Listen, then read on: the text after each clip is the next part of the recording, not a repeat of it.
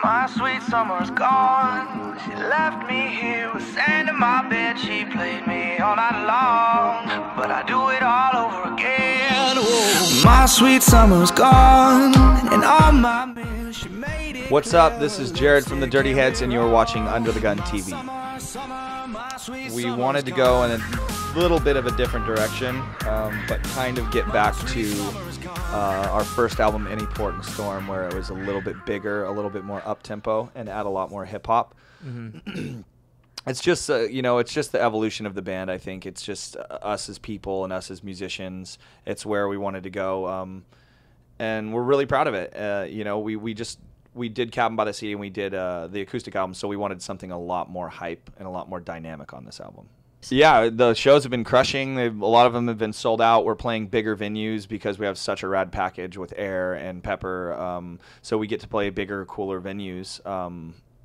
We're playing Red Rocks, which is like a dream come true. Yeah. We get to headline Red Rocks, which is insane. It's really cool when all the bands vibe together really well. Everybody's really cool. Everybody's respectful. We've all become friends. So it's just working great. There's no bad vibes on the whole tour, so it's a really good time. And the shows have been absolutely crazy. The kids are really been loving all the new live stuff, so it's been cool. When you were touring with Shiny Toy Guns, he said that, it was kind of like an unexpected package. And you said that you were trying to do something a little odd, go out with a new band with a different sound rather than doing the same kind of thing. Mm-hmm. Have you gotten to play with any other, unique, different sounding bands since that tour that you were trying to switch it up a little bit? No, we haven't. It worked. It was fun. But that was kind of the last tour, so we didn't want to do it back to back. We want to kind of make this small spring run and keep doing things like that. Like it's kind of cross promoting, getting a hip hop act or a rock act or just some another band that people that are fans of theirs wouldn't necessarily come to our show, mm-hmm. and our fans wouldn't necessarily go to their show. But we like their music and we like them as a band, so we just kind of want to help each other out and maybe open some eyes and ears to other bands. So you mentioned in the interview at the time that the Dirty Heads were kind of doing a little bit more of like jamming and stuff like that and a little bit less structure, at least at the time. Mm-hmm. You mentioned. But I mean, when I listened to this record, it definitely sounded like you had like a structure going on there. So do you kind of go back and forth between having like jammy moments and then like I'm just going to write like a killer song that's catchy? I think Silence, the song called Silence that we did with this producer Buddha Shampoo from LA, was one of those where we were like, okay, let's not really worry about the structure. Let's just have a really insane, dynamic, big, kind of mean song for live. Yeah. So we could play it for 8 minutes if we want. We could play it for 3 minutes if we want. We change it up. We can do whatever we want. That was more on the jammy side of this album. And we were jamming a lot more and switched over to Ableton from our replay. If anybody's out there, musicians, a replay machine that plays a lot of the hip-hop sounds and a lot of the backing tracks that we have, but you're locked to it. So if your song's 3 minutes and 30 seconds, then you're going to play it for 3 minutes and 30 seconds with Ableton. Like we've seen a lot of our friends like AWOL Nation and a lot of other people use Ableton. So it gives us a lot more freedom to where if we can chop it up and make it longer. And we just have a lot more gadgets now because we had to figure out how to do this new album live. So Duddy's pedal board went from 4 pedals to 15. Matty went from, his regular drum kit to a drum kit with Ableton, a pad. John has Space Echo. John now has more drums, floor toms, blah, blah, blah. Dave had to get a keyboard bass, like all this stuff. So we just upped our live show, and it's so rad because everybody, like, we saw a lot of comments where it was like, this is so produced, but it's like, you don't know what the fuck production, you don't know what production means really. Like, it's all fake. It's all fake instruments. This must have just been done on a keyboard. It's like, no, this is the most instrumental album that we've had. Come see a show. And see a show, and you'll see we're playing full-blown hip-hop songs to where you'd think somebody would just have a DJ and just hit play. We're playing it full live band. We don't even have backing tracks. That's awesome. Because we have Sean now. So mm-hmm. Sean can play the samples on his keyboard, or we could do it. So it's like if we do have backing tracks, it's just like very like ambient sounds and swooshes and stuff like that. But all the music, it's getting played live. The album doing incredibly well so far from what I've seen. Number 8 Billboard Hot 200 chart. Number 1 on independent. Number 1 on alternative. Number 2 on rock. So I know in the past you've spoken about kind of your frustrations with like how the record industry works, and like one of your things you were saying, like, oh, like we got signed and then our record never came out and then we got dropped, and dealing with like shady executives and stuff like that. So how does it feel to finally release an album and you've got such a good response going, and you put this one out independently, right? Yeah, with our label, which is, we did a 50-50 deal, so we're both on the same boat, which I think is great. I think a lot of people need to look at labels, and when they go into getting signed with labels, they need to realize how valuable they actually are, and need to find a good label like the one we have, to where they want to work with you, because it's different now. You know, they know that they need you. They know that they can use your ticket sales and your shows as a tool now. So you need to partner up rather than just have them take the whole thing or this or that. It's just different now. The execs at Warner Brothers were really cool because they gave us our album back. You know, they could have held on to it and just left it in the basement. Shoved it in a drawer. Yep. But they gave it back. So that was actually really cool. I think it was a blessing in disguise. And you can see now a lot of people are doing it independently and becoming wildly successful. You know, look at Macklemore. That's him. It's him and Ryan Lewis and his management and his team that he's got at home, and that's all them. And it's a lot more work on your end, but if you have a good team, then the payoff is a lot better. And just as gratifying. You know, when you get home and you have your beer or whatever, like, you put in a hard day's work, you know. And a lot of other people, not saying at our label at all, we have a really good relationship, but a lot of people at labels, unless they're passionate about your band, they're working for a paycheck. They're working so they don't get fired. They don't care. I'm being very vague, stereotypic, you know, but it can happen. You know, somebody could be, you know, not really in your band, but they're assigned to your project, and, you know, at the end of the day, do they really care as much as you? No, nobody's going to care as much as you about your band and your everything, you know. So it's nice to do it independently and have control, because at the end of the day, if something goes wrong, you know, it's kind of on you and you can deal with it, rather than being like, I can't believe I left this up to somebody else and it didn't go well. Yeah. So you said earlier how there's still people who are going to be like, oh, it's so produced and this and that, and they and little do they know that you're playing all this stuff live. And I think it's crazy how, like, I literally just listed off, you know, how great the record's been doing, and I saw just today from browsing a bit just how your fans are so, like, diehard and committed to you. I was listening to My Sweet Summer on YouTube, right? Yeah. And one of the top comments, it said, I love the modern feel to this song. If you don't like it, go choke on a dick. and there were so many likes on it, and I literally started laughing in my cubicle alone. How does it make you feel that you got fans that are that passionate, and do you feel the same way towards the people that hate? You're just like, if you're I don't even care. I mean, it's the internet. That holds nothing for me. Anything internet comments to me are, I just don't care. They hold no weight in my life or world or anything. It's a fucking internet comment. Yeah. It's an internet comment. It's somebody sitting behind their fucking, on their phone or their fucking laptop talking shit on the internet. Who gives a fuck? Yeah. Who gives a fuck?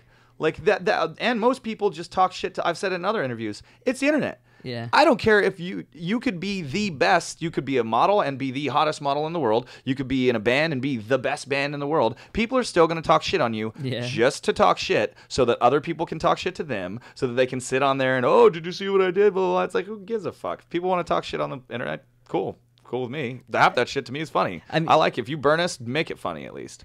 But what the fact that. What I loved about that was that I didn't even read through to see who was talking shit, because I don't care either. Yeah. But I saw the top one was someone who was just like a diehard fan of you guys. I love that. I love that. We love our fans. We are so fucking grateful. I mean, I get off stage some nights and I want to fucking cry because I feel so. We're insanely lucky.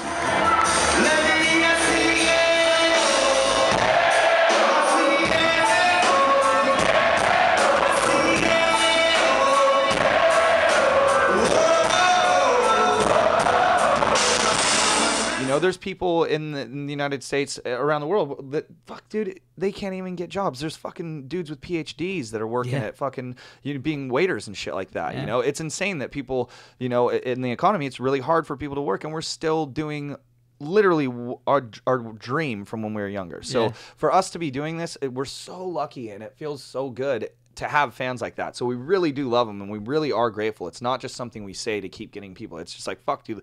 I get off stage, and Kaleo is a really awesome, really positive guy from Pepper, and he just, every night, he's just like, look at what we get to do. Look at what we get to do. And I love when he says that to me, because it always puts me in check. And I was like, yeah, look at what we get to fucking do. This is my life. You know, that's so amazing. And it's because of our fans. You cannot do it without building a fan base. I think maintaining that humble attitude, though, is the reason why Pepper is still what they're doing 100%. after all this time. I agree 100%. You gotta stay that 16-year-old kid that started, you know, in a garage that would give their left arm to be where, you know, Pepper is today. You know, if you lose that hunger and if you lose that sense of urgency or you know, kind of being scared that it can be gone and you just get too cocky and comfortable, then, you know, it's gonna go away. So you guys had a lot of different producers that you had on the record, right? A lot of different collaborations, like Tech Nine and Rome was in there. How did you go about choosing all the different people you worked with? We got with Rome because we wanted to write with him. Once he put some production, after we left, he put some production to songs that we had written on guitar. We were like, damn, this is exactly what we were thinking in our minds. Like, give it a go. And he's been, you know, successfully writing for people and doing production, and we've all been working on this stuff. So we get back and it's amazing. So we're like, hey, give it a go. Let's have Rome produce this. I really think what he's doing is good because this is what I wanted it to sound like. There's no reason to send it to somebody else if the magic's there. Yeah. And then we knew we wanted to get with other producers too because Rome's our homie and it's a little bit more controlled, but he did push us a lot. He was a great producer, actually, very wise in his young age when it comes to producing. We got with Dave Bassett. He's done Fits and Tantrums, a lot of other bands. We got with Buddha Shampoo, LA up-and-coming producer, does a lot of hip-hop stuff. We got with Niles from the Cataracts. We got with Super Dupes, you know, if you want reggae hip-hop or just hip-hop. You know, he does Drake, Eminem, all these rad people. We just wanted to get with people that would push us. And these were all people that were doing things that inspired us or that we were into at the time. And we knew that they weren't going to do songs with us that were going to sound like, oh, it's just Dirty Head songs, so here's some skanks and, you know, a little hip hop beat and a hook or whatever. You know, we knew they were going to, we went in and we're like, yo, let's do some weird shit. Like, let's push us, take us out of the box. And they were like, all right, cool. You know, they dug that as producers because they like to do stuff like that, you know. So it was just really fun. We just wanted to make sure that we had other brains on the album because when we realized that working with other people was so fun and so kind of eye-opening, like, oh my God, I would never think of doing that on my song. Once we got in with one or two people, we're like, well, we should get in with a couple of more people just to see how it goes. And I think it turned out. And this is hands down my favorite album that we've ever done. Was there any like eye-opening moment or one day in particular when you were recording when you were like, that's it, or like that's gonna kill it, or something that you didn't expect, or? Just the first 2 days with Rome when we wrote One Hand and Sound of Change, we were just like, fuck, I've never heard anything like this. Like. But that's what I thought when I started writing music with Duddy. It's like, yeah, I'd kind of heard it with Sublime and Beastie Boys and stuff, but it was different. There was more hip-hop to it, and there was this weird acoustic thing, and then John with the djembe. It's like there was just this weird thing that I'd never heard, you know, and that's our manager just said the same. He's like, I just never heard anything like that. I wanted that feeling again. I wanted to, you know, as a fan of Dustin and John and the guys, I wanted to come in and be like, I've never heard that before. And so when we did Sound of Change in One Hand, it was very like alternative indie rock with big hip-hop drums and Dirty Head's lyrics and Dirty Head's hooks, you know, and that was really cool. And then when Dupes came in, it was like some Major Lazer shit, and I was like, oh my God, this is so much fun. But we twist it into a way where it's Dirty Heads, you know. And so I think those ones. And then when we sat with Niles, dude, there was a bunch of eye-opening moments. It was, I thought we were gonna go into this album and it was gonna be so hard and rough, and we were gonna fight, not in a bad way, but, you know, discuss and pull our hair out and our teeth and, you know, just really get into it. And it was gonna be very difficult and fighting with management and the label and all this stuff. But it was the opposite. Everybody was so ready for a change. Everybody was so ready to do something different that it was like, it actually was probably the easiest album that we've written. That's awesome. Yeah, which was fucking weird. And when you listen to the record, like, you've completely succeeded in not doing like the same old like expected kind of thing. It's 100%. Definitely not cookie cutter. It's like if someone just asked me to describe the record, I'd be like, just listen to it, man. Yeah, I can't, like, I'm not going to give you a whole list of different things that it kind of might be similar to. Thanks, you just man. got to try it out. Thank you. So what else after this tour with Pepper and Air? What else can we expect to see from you guys in the future? We're going to Canada up to see our buddies in the north. All right. In the fucking winter time, pretty much. Oh, you're screwed. It's like, I love Canada. Canada has so much love for us, dude. We kill it up there. The fans kill it up there. Like, they're just the shit. They've always done so good for us, and they've always been cool, but I'm not a cold weather guy, man. It's just you're gonna be shaking. It's not my thing. I get to wear like cool hoodies and shit, and like bring out some rad jackets that I have, but I'm just not into cold weather.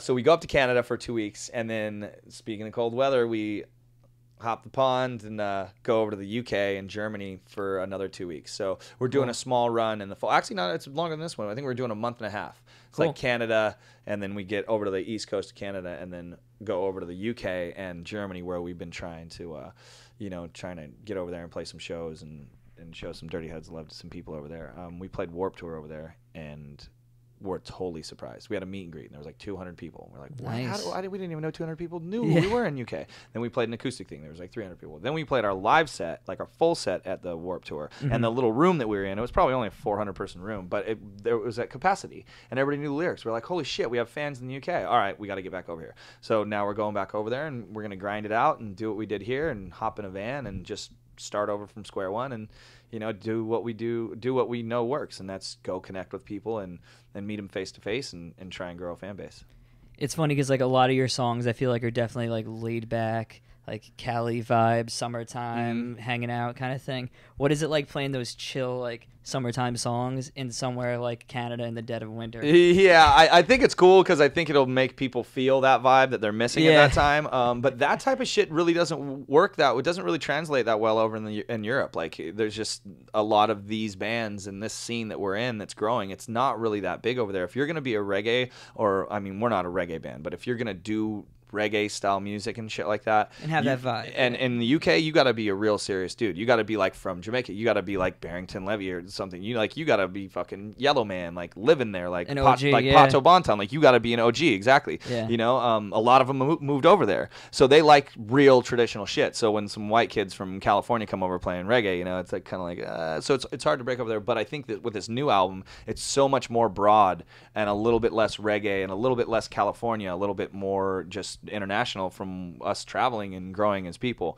So I think that this album's really going to work a lot better over there, especially with like, with the Cataracts or with Niles coming in with like kind of like that EDM twist on us for, My Sweet Summer with the build-ups and shit like that, with the drops and stuff. And I just think the production of this album is going to, and like songs like Sound of Change with the big guitars, I think it's going to be accepted overseas a little bit more than transcending than that California vibe, which we still will always have. It'll be underlying. What's up? This is Jared from the Dirty Heads signing out. You're watching Under the Gun. Peace. My sweet summer is gone. Now my sweet summer is gone.